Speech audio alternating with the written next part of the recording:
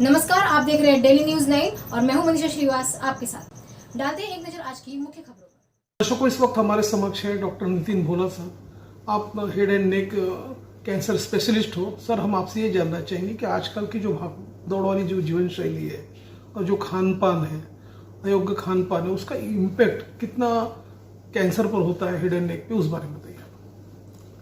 देखिए, कार्यशाली जैसे कहते हैं कि भागदौड़ भरा जीवन, इसका डायरेक्ट इम्पैक्ट जैसे डायबिटीज, हाइपरटेंशन ऐसी बीमारियां होती है, वैसे ही बिकॉज वो इतना टेंशन भरा जीवन हो गया कि लोग वेस्टर्न की तरफ आकर्षित हो जाते हैं, जैसे स्मोकिंग, टोबैको, जिसे हम तंबाकू कहते हैं। तो जैसे हमने देखा है कि ड्राइवर्स में कॉमनली आप देखेंगे कि वो च्यूइंग हमेशा करते रहेंगे ड्राइविंग करते समय। तो ये जो व्यसन है, ये कहीं ना कहीं उनके लाइफस्टाइल या स्ट्रेस से रिलेटेड है। और तंबाकू, सिगरेट, इसके सेवन से कैंसर होता है। इसलिए कहने में हरकत नहीं है कि आज बदलती कार्य प्रणाली, कार्यशैली या लाइफस्टाइल के साथ साथ कैंसर का प्रमाण भी बहुत बढ़ते जा रहा है। सर, जब बात की जाए पॉल्यूशन की, तो देखा कि जो पॉल्यूशन है, जहाँ पेंट इंडस्ट्री है, उसका इम्पैक्ट भी कैंसर पर होता है। तो ये किस तरह से इम्पैक्ट होता है, और जो वहाँ वर्कर्स कार्य करते हैं उनके बॉडी पे भी कैंसर के कुछ इफेक्ट्स आ जाते हैं, गांठ वाट के, उस बारे में बताइए आप। जैसे कैंसर के बहुत सारे कारण हैं।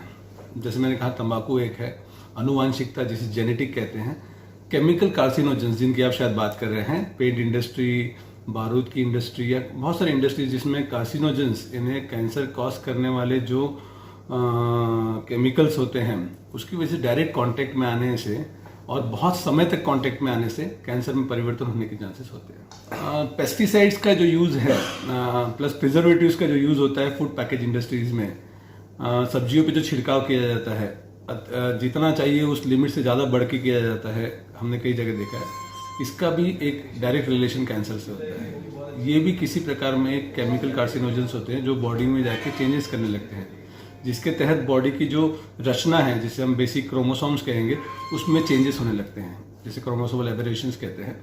ये चेंज होने की वजह से कैंसर होने की प्रवृत्ति बढ़ती है। सर, कैंसर को जो अर्ली स्टेज में जो डिटेक्ट किया जाता है, तो आगे वो सेकंड या थर्ड स्टेज तक न जाए, तो उसके प्रिवेंशन के लिए किस तरह के उपाय योजना आप डॉक्टर्स करते हैं या किस तरह से गाइडेंस देते हैं पेशेंट्स को, उस बारे में बताइए। ये आपने बहुत अच्छा प्रश्न पूछा है मुझे। कैंसर में प्रिवेंशन ये सबसे बड़ा रोल है, क्योंकि आज हम किसी भी स्टेज पे पहुंच जाए, कितने भी हमारे एडवांसमेंट्स आ जाए in terms of technique of management, operations की कार्य प्रणाली चेंज हो गई है, रेडिएशन मशीन्स आ गई है, कीमोथेरेपिटिक एजेंट्स बढ़ गए हैं, लेकिन अगर हम उसे रोक पाए तो इससे अच्छा कुछ नहीं हो सकता है। तो जिसे हम कहते हैं प्रिवेंशन ऑफ कैंसर, हम लोग काफी सारे प्रोग्राम्स करते हैं। एक हमारी सोच है कि अगर व्यसन को शुरू करने के पहले ही उसे रोक दिया जाए, क्योंकि एक बार अगर आपको हैबिट लग जाए, जैसे टोबैको च्यूइंग की हैबिट लग जाए या तंबाकू जिसे आप सिगरेट कहते हैं, इसकी एक बार आदत लगने के बाद उसे छोड़ना बड़ा मुश्किल पड़ता है। तो आदत ही ना पड़े इसलिए हम स्कूल अवेयरनेस प्रोग्राम्स करते हैं, जिसके तहत हम स्कूल्स में जाके विद्यार्थियों को तंबाकू से रिलेटेड प्रॉब्लम्स, उसके डिसएडवांटेजेस, उसके हानिकारक जो तत्व है उसके बारे में जानकारी देते हैं, ताकि अगर बच्चों को उस उम्र में समझ जाए तो पॉसिबिलिटी है कि वो जब बड़े होंगे तो इस व्यसन के आसपास भटकने की कोशिश ना करें। ये एक बात हो गई है। अर्ली स्टेज डायग्नोसिस जिसे आप कहते हैं, एक है पीरियोडिक चेकअप। आप अपने डॉक्टर्स के पास में जाके पीरियोडिकली चेकअप कराते रहे। कुछ नए लक्षण आपके ध्यान में आते हैं तो उसे इमीडिएटली आपने जाके डॉक्टर से मिलना है।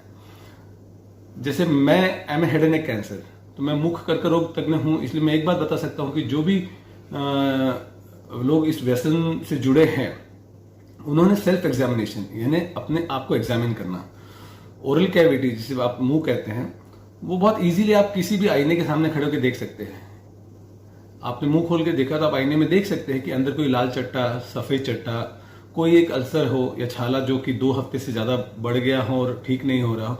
ये सब इंडिकेशंस होते हैं कि आपने अपने डॉक्टर से जाकर मिलना है। ये बेसिक प्रॉब्लम है हमारे एरिया में कि जो देहातों से लोग आते हैं, इलिटरेसी कहिए, पॉवर्टी कहिए, लैक ऑफ अंडरस्टैंडिंग, इसके तहत लोग काफी लेट आते हैं। वो उसे दुर्लक्ष्य करते रहते हैं। गठान आ गई है मुंह में, उसे दुर्लक्ष्य करते रहेंगे तो उसका स्टेज बढ़ जाता है। जैसे आपने कहा कि अर्ली डिटेक्शन, अगर ये जल्दी पकड़ में आ जाए तो उसका ट्रीटमेंट उतना ही अच्छा होगा। जितना ये लेट होता है उसके आपके सक्सेस रेट्स कम होते होते जाते हैं। अगर आप तंबाकू का सेवन करते हैं और साथ में अल्कोहल, जिससे आप शराब कहते हैं, इसका सेवन करते हैं तो कई गुना बढ़ जाते हैं चांसेस आपके कैंसर होने के। स्टडीज बताती हैं कि दोनों के कॉम्बिनेशन से करीब करीब 5 से 10 गुना ज्यादा चांसेस हो जाते हैं आपको कैंसर होने के, अगर आप तंबाकू के साथ में अल्कोहल या शराब का सेवन करते हैं तो। आपने और एक चीज अच्छी पूछी है, गुटखा। एक हमारे इसमें बहुत प्रचलित है इस भाग में, खर्रा जिसे कहते हैं गुटखा, जिसमें तंबाकू को सुपारी में डाल के चूने के साथ में घिस करके खाया जाता है। सुपारी से एक पर्टिकुलर टाइप की कंडीशन तैयार होती है जिसे कहते हैं सबम्यूकस फाइब्रोसिस, जिसके तहत आपके मुंह में एक धीरे धीरे मुंह खोलने की जो क्षमता है वो कम होती जाती है और आपकी जो माउथ ओपनिंग है धीरे धीरे धीरे धीरे कम होती जाएगी। आपके जो गाल है वो थोड़े पिचक से जाएंगे, आपको तीखा खाने में दिक्कत होगी और ऐसी सिचुएशन हो जाएगी जिसमें आपका मुंह खुलना नियरली बंद हो जाता है। इसे कहते हैं ओरल सबम्यूकस फाइब्रोसिस। इसका प्रमुख कारण है सुपारी का सेवन, जिसे आप नॉर्मल भाषा में बीटल नट कहते हैं। बीटल नट सेवन हमने कई बार देखा कि नॉर्मल सुपारी, स्वीट सुपारी जैसे आती है पाउचेस में, उसे खाने से बच्चों में भी द अर्लीस्ट सबम्यूकस फाइब्रोसिस का केस, जो मैंने सबसे छोटा केस देखा आज तक, वो 4 साल की उम्र में था।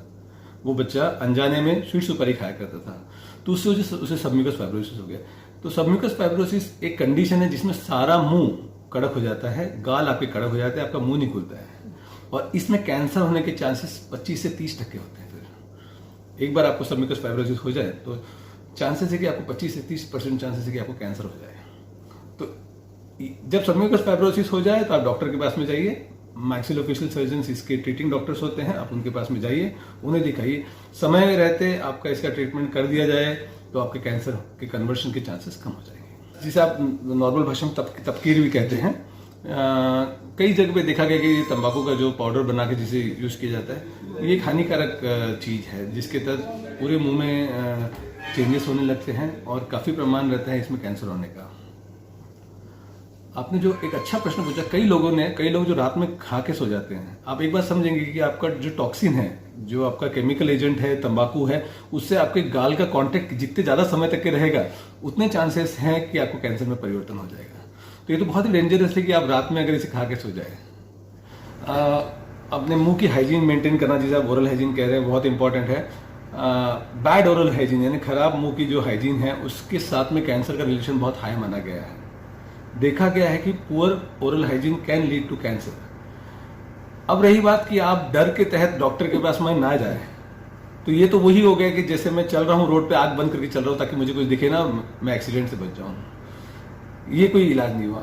आप जितना लेट करेंगे, अल्टीमेटली किसी ना किसी दिन आपको जाना पड़ेगा डॉक्टर के पास, तब बहुत देर हो चुकी होगी और शायद जो आप एक अर्ली स्टेज में डायग्नोसिस करा के जो ट्रीटमेंट करा लेते हैं और उसका जो आउटकम होता, शायद फिर वो नहीं मिल पाता है। इसलिए मेरा लोगों से यही विनंती है कि जैसे ही आपको लगे कि आपके मुंह में कहीं पर छाला है या आपको संशय हो रहा है कि मुझे कुछ हुआ है, आप इमीडिएटली डॉक्टर से जाके मिलिए। इस बीमारी का इलाज संभव है, प्रोवाइडेड वो सही स्टेज में पकड़ी जाए। Siddharth Gupta memorial cancer hospital 120 bed का कैंसर हॉस्पिटल है। ये काफ़ी अल्ट्रा मॉडर्न सुसज्जित नए इक्विपमेंट्स के साथ में हमने तैयार किया है। किसी भी कैंसर सर्जरी में 4 पिलर होते हैं।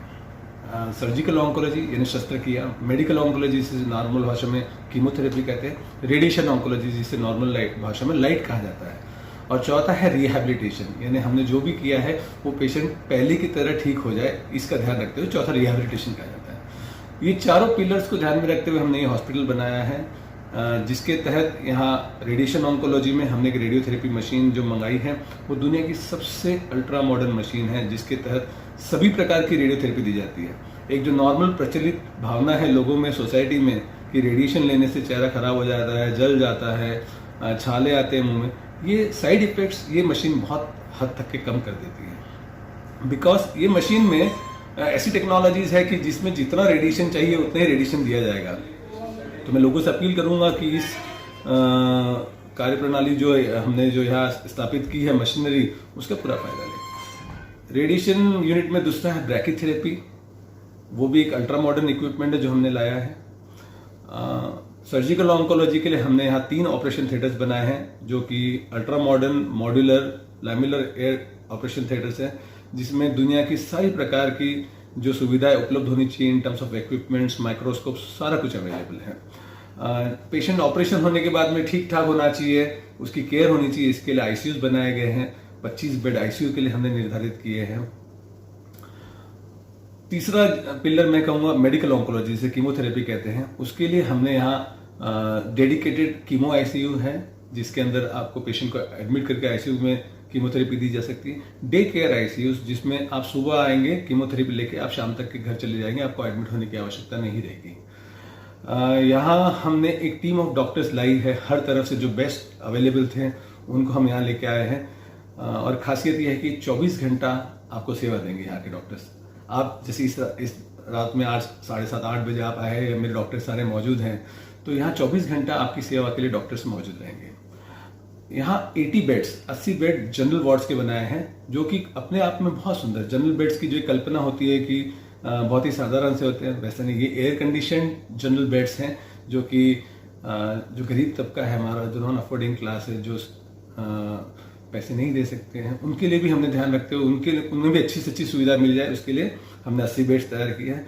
कुछ प्राइवेट वार्ड तैयार किए हैं, जो अफोर्डेबल क्लास हैं, जो प्राइवेट रूम्स में रहना चाहते हैं, उनके लिए प्राइवेट रूम्स भी तैयार किए हैं। तो ऐसा करके 120 बेड का ये सुसज्ज किया गया हॉस्पिटल रुग्णों की सेवा के लिए तैयार है।